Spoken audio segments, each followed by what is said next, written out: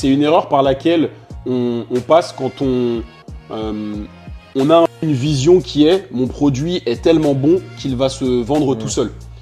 Avoir un rendez-vous avec quelqu'un, c'est j'ai envie de dire avoir un pied dans la porte. On a généré un certain intérêt, on a quelqu'un en face de nous. Maintenant, derrière, le travail on mettra le terme qu'on veut, hein, de séduction, de persuasion, il commence seulement à ce moment-là en fait. Et c'est la préparation qu'on va réussir à mettre en place.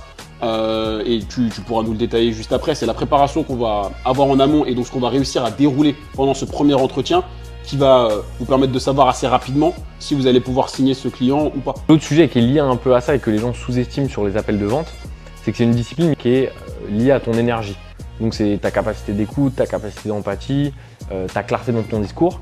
Et précisément parce que c'est un peu lié à ton énergie individuelle, pour compenser les fois où tu vas être justement bien réveillé, pas de bonne humeur, etc.